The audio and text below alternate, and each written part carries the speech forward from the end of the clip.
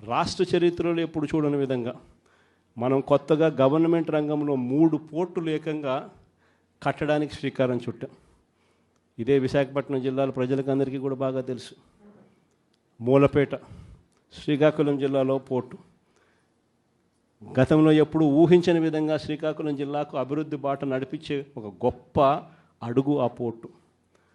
ఆ పోర్టులో అడుగులు వేసింది ఎప్పుడు అని అంటే మన ప్రభుత్వం వచ్చిన తర్వాతనే. అక్కడే మనం భూములు కొనుగోలు దగ్గర నుంచి, పర్మిషన్ తేవడం దగ్గర నుంచి, చివరికి ఆ పోర్టు ఇబ్బంది పడకోకుండా ఫైనాన్షియల్ క్లోజర్ కూడా మనమే పూర్తిగా కంప్లీట్ చేసి ఏకంగా మనం 30% పనులు కూడా పూర్తి చేసే కార్యక్రమం మనం చేస్తే, చంద్రబాబు నాయుడు గారు ఇప్పుడు ఆ 3 పోర్ట్లను, గవర్నమెంట్ రంగంలో ఉన్న 3 పోర్ట్లను కమిషన్ల కోసం అమ్మడానికి ఈ పెద్ద మనిషి శ్రీకారం చుట్టాడు. ఇదే పెద్ద మనిషి చంద్రబాబు నాయుడు గారు ఇదే ఉత్తరాంధ్రలో ఎప్పుడు చూడని విధంగా ట్రైబల్ ప్రాంతాన్ని అభివృద్ధి పదంలో మనం నడిపించాం.